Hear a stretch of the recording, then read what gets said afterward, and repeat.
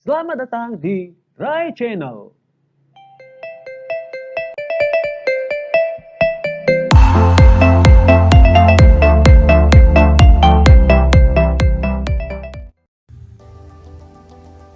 Assalamualaikum warahmatullahi wabarakatuh.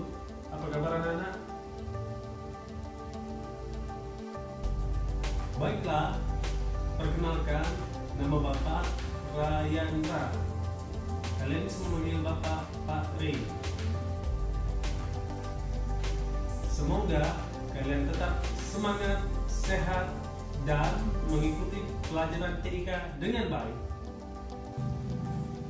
Di sini kalian akan diajarkan Bapak tentang teknologi, informasi, dan komunikasi. Baiklah, hari ini kita akan membahas tentang materi 3. A. Perbedaan kecerdasan manusia dan komputer. Pernahkah kamu bermain catur melawan komputer? Menang atau kalah? Mungkin kamu pernah menang, atau sebaliknya kamu selalu kalah melawan komputer. Untuk mengetahuinya, pelajarilah uraian berikut.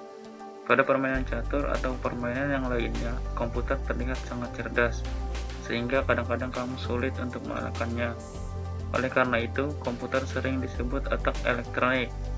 Akan tetapi, apakah komputer benar-benar dapat berpikir seperti otak manusia? Yuk kita bandingkan. Sebelum memulai, mari bandingkan bagaimana otak manusia dan otak komputer bekerja. Otak manusia terdiri atas sel-sel khusus yang disebut neuron. Sel-sel neuron ini saling bekerja sama untuk memproses informasi dan merespon suatu aksi. Adapun otak komputer terdiri atas kumpulan sirkuit yang disebut mikroprosesor. Disinilah terdapat letak perbedaan yang sangat mencolok. Otak manusia merupakan sel hidup, sedangkan otak komputer merupakan sirkuit elektronik. Lalu, siapakah yang lebih cerdas? Otak manusia atau otak komputer? Untuk menentukannya, bergantung pada definisi terhadap arti kata cerdas itu tersendiri. Bagaimana jika cerdas itu berarti cepat? Komputerlah yang lebih cepat. Manusia membutuhkan waktu sekian detik untuk menjumlahkan bilangan 3 digit. Sementara komputer mampu menghitung jutaan operasi matematika dalam waktu satuan detik saja. Jika cerdas berarti memiliki daya ingat yang baik. Komputer juga lebih cerdas dari manusia. Komputer dapat menyimpan seluruh koleksi buku yang ada di perpustakaan dan mengingat informasi yang ada dalam buku tersebut satu persatu tanpa ada kesalahan. Bagaimana dengan manusia? Pernahkah kamu mencoba untuk menghafal sebuah buku yang sangat tebal? Bagaimana jika cerdas berarti membuat keputusan tersendiri? Ternyata manusialah yang jauh lebih cerdas. Komputer hanya dapat menghitung dan mengolah informasi berdasarkan perangkat lunak atau software yang digunakannya. Oleh itu, manusia tidak memerlukan perangkat lunak. Manusia juga dapat menghitung, mengolah informasi, dan membuat keputusan dengan menggunakan pengetahuan dan pengalaman yang dimilikinya.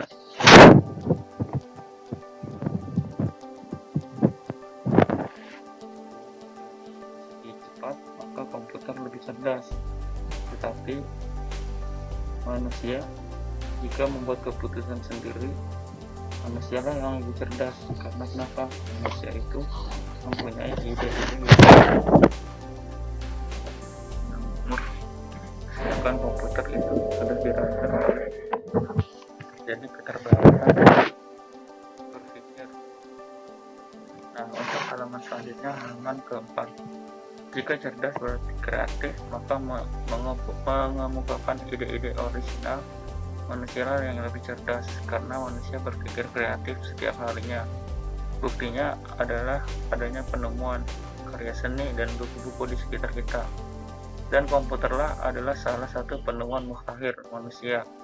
Berdasarkan gambar tersebut, kamu dapat memahami bahwa ternyata manusia memainkan peranan penting dalam sistem komputer. Masih ingat tentang sistem komputer? Sistem komputer terdiri atas 3 elemen yang harus saling berhubungan dan membentuk satu kesatuan. Manusia dalam sistem komputer berperan sebagai perangkat otak, yang artinya brainware. Nah, jadi manusia itu adalah pengguna komputer yang disebut juga perangkat otak atau brainware, yaitu manusia dan ilmu pengetahuannya. Perangkat otak adalah mereka yang bekerja dan berhubungan langsung dengan instalasi komputer. Perangkat otak inilah yang membuat komputer bisa bermanfaat. Komputer yang hanya terdiri atas perangkat keras, yaitu hardware, tanpa ada perangkat lunak, yaitu software. Nah, pada slide kali ini kalian perlu ingat 3 komponen penting pada komputer. Nah, mereka ini saling berkaitan atau saling berhubungan, karena jika tidak ada pada salah satunya, maka komputer tidak akan dapat berjalan. Nah, yang pertama itu hardware. Hardware itu perangkat keras. Nah, seperti monitor, CPU, mouse, keyboard, nah, terus hard disk, CD-ROM, itu namanya perangkat keras yang disebut hardware. Nah, kalau software itu adalah perangkat lunak. Nah, seperti sistem operasi Windows, terus games kayak ML, terus PUBG, terus Microsoft Office, dan lain sebagainya, itu disebut software. Itu adalah perangkat lunak. Nah, sedangkan brainware adalah perangkat otak, yaitu si pengguna. Nah, kita ini yang disebut dengan brainware. Nah, ini jangan sampai kalian lupakan, karena apa? 3 komponen penting pada komputer. Jika tidak ada salah satunya, maka komputer tidak akan dapat berjalan. Nah, untuk slide selanjutnya yaitu halaman 5. Coba bisa kalian buka, itu B, kecerdasan buatan, artificial intelligence. Apakah komputer dapat mengeluarkan ide atau berpikir seperti halnya manusia? Sejauh ini, dewasa ini, para ilmuwan sedang mengembangkan komputer dengan memakai kecerdasan untuk berpikir. Kecerdasan buatan atau dikenal juga dengan istilah artificial intelligence akan memungkinkan komputer mempelajari keterampilan baru dan memecahkan persoalan tanpa instruksi. Misalnya, sistem kecerdasan buatan yang dapat memberitahu dokter tentang penyakit pasien, seperti diagnosa penyakit jantung, diagnosa corona, atau diagnosa penyakit-penyakit dalam yang tidak bisa kita lihat dengan kasat mata, maka akan dibuatkan sistem dengan mengumpulkan data-data seperti gejala-gejalanya. Nah, walaupun demikian, sistem ini serta sistem lain yang serupa harus diprogram dengan banyak data sebelum memecahkan persoalan. Perlu diingat bahwa secerdas apapun komputer, tetap komputer hanya akan secerdas software yang dibuat atau dirancang oleh manusia sebagai pembuatnya. Nah, jadi secerdas apapun komputer itu akan ada batasnya sesuai dengan operasinya. Nah, seperti halnya contohnya itu Microsoft Word. Nah, Microsoft Word tidak bisa kan dipakai untuk menggambar. Nah, begitupun Microsoft Excel. Microsoft Excel digunakan untuk mengelola angka, dan tidak bisa juga kan dibuat bikin artikel. Nah, masing-masing aplikasi atau masing-masing software itu punya kelebihan dan kekurangan masing-masing sesuai apa yang telah kita buat atau kita rancang sebelumnya. Nah, di sini kakak akan menjelaskan apa itu kecerdasan buatan. Nah, kecerdasan buatan itu adalah suatu sistem yang dikembangkan oleh manusia untuk memudahkan suatu pekerjaan tertentu. Seperti halnya seperti pada gambar ini atau layar ini, ada robot untuk membantu suster dalam mendiagnosa penyakit. Ada juga robot yang bisa masak dan lain sebagainya. Masih banyak contoh-contoh lain yang dapat kalian bisa cari tahu sendiri di Google.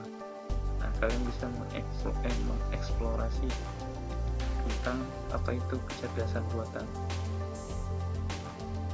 Dan untuk ini bahas yaitu soal latihan bab 1. Nah, kalian lihat-lihat soalnya seperti apa, lalu kalian bisa mengerjakannya di link yang telah kakak share ke grup kelas kalian masing.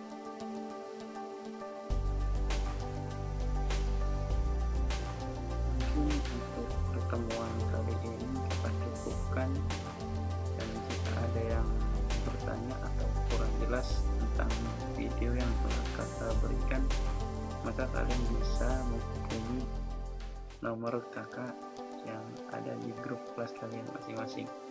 Kakak akhiri, wassalamualaikum warahmatullahi wabarakatuh.